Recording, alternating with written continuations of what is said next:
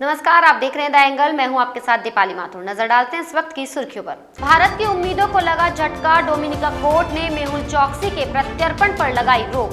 भरतपुर सांसद रंजीता कोहली पर जानलेवा हमला। भाजपा नेताओं ने की हमले की निंदा। राजस्थान मंत्री परिषद 1 महीने की सैलरी करेगा डोनेट। कोविड टीकाकरण पर की जाएगी खर्च। मांडलगढ़ विधायक रामलाल जाट पर महिला तहसीलदार को धमकाने का आरोप। तहसीलदार सेवा परिषद ने मुख्यमंत्री अशोक गहलोत से की शिकायत। पीएनबी घोटाले में आरोपी मेहुल चोकसी के प्रत्यर्पण की कोशिशों में लगे भारत को झटका लगा है। भारत के भगोड़े हीरा कारोबारी मेहुल चोकसी के प्रत्यर्पण पर डोमिनिकाई कोर्ट ने रोक लगा दी है, क्योंकि चोकसी के वकील ने वहां बंदी प्रत्यक्षीकरण याचिका दायर की है। उसने कहा कि उसे कानूनी अधिकारों से वंचित कर दिया गया था और उसे शुरू में अपने वकीलों से मिलने की अनुमति नहीं दी गई थी। इस मामले में आज फिर से सुनवाई होगी। भारतीय विदेश मंत्री एस जयशंकर ने अमेरिकी राष्ट्रीय सुरक्षा सलाहकार सुलीवन से मुलाकात की। अमेरिका के राष्ट्रीय सुरक्षा सलाहकार जैक सुलीवन और भारत के विदेश मंत्री एस जयशंकर ने मजबूत साझेदारी की समीक्षा करने के लिए मुलाकात की। व्हाइट हाउस ने ये जानकारी दी। वहीं जयशंकर ने बैठक के बाद ट्वीट किया, एनएसए जैक सुलीवन से मिलकर प्रसन्नता हुई। हिंद प्रशांत और अफगानिस्तान सहित कई मुद्दों पर व्यापक चर्चा हुई। कोविड से निपटने के लिए अमेरिका द्वारा दिखाई गई एकजुटता की सराहना की। टीकों को लेकर भारत अमेरिका की साझेदारी बड़ा बदलाव ला सकती है।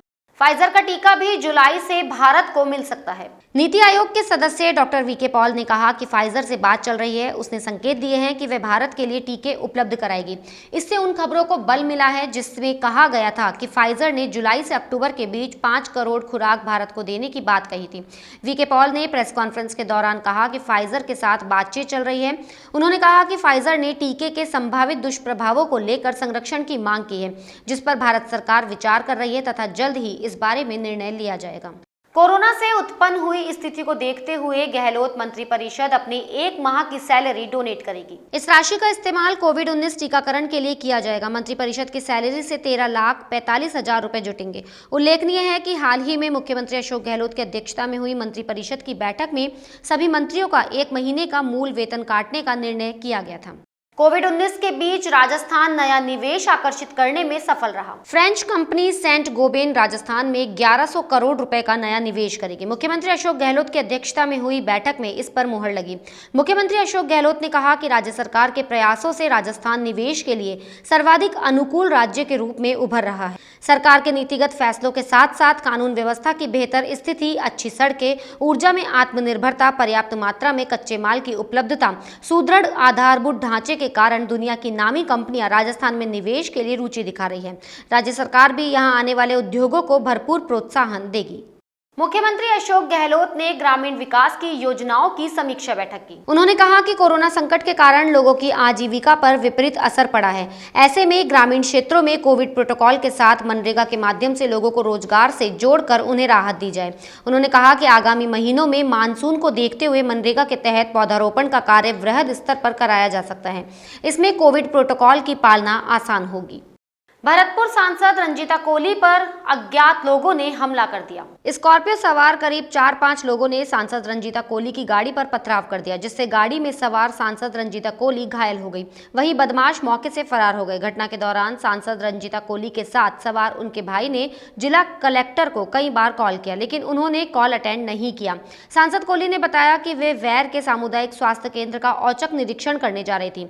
तभी धरसोनी गाँव के पास स्कॉर्पियो सवार अज्ञात 4-5 बदमाशों ने उनकी गाड़ी पर पथराव कर दिया। गाड़ी में 4 लोग सवार थे। पथराव में गाड़ी का शीशा टूट गया और उसमें सवार सांसद को वो पत्थर जा लगा, जिससे सांसद को चोटें आई है। सांसद पर हुए हमले के बाद मंत्री सुभाष गर्ग ने आईजी और एसपी से बात की।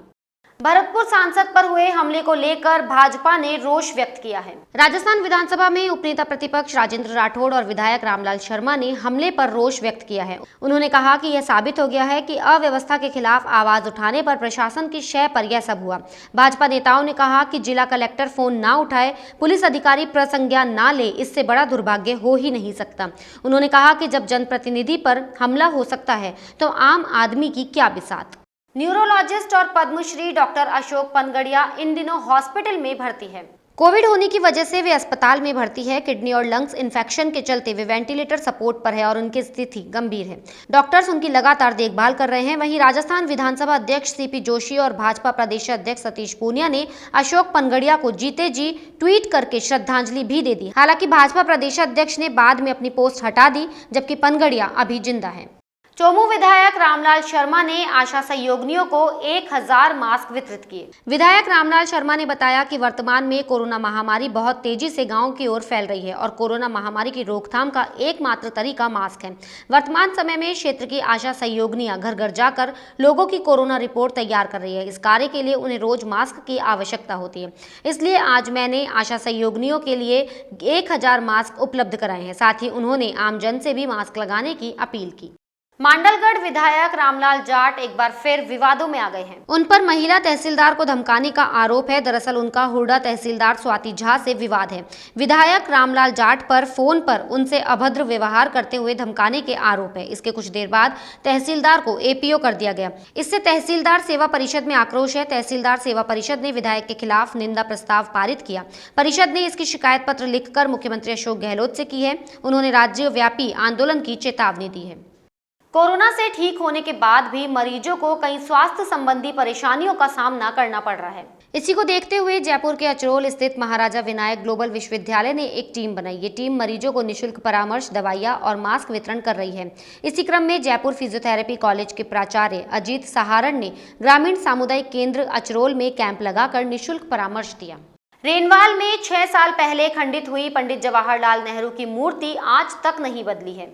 6 साल पहले किसी ने इस मूर्ति को खंडित कर दिया था। वहीं किशनगढ़ रेनवाल के बाल वाटिका में लगी खंडित मूर्ति को लेकर 6 वर्ष से लगी मूर्ति को लेकर कोई कवायद शुरू नहीं हुई है। 27 मई 1964 को पंडित नेहरू के निधन के 6 माह बाद यहां के फलोड परिवार ने भव्य समारोह में मूर्ति लगवाई थी, जिस पर लोग पुण्यतिथि एवं जन्मदिन के अवसर पर नेहरू की प्रतिमा पर पुष्पांजलि अर्पित करते थे। लेकिन पिछले 6 साल से मूर्ति अब बदहाल स्थिति में पहुंच चुकी है। बुलेटिन में फिलहाल इतना ही। अगर आपको हमारा वीडियो पसंद आया हो तो हमारे चैनल को लाइक, शेयर और सब्सक्राइब जरूर करें।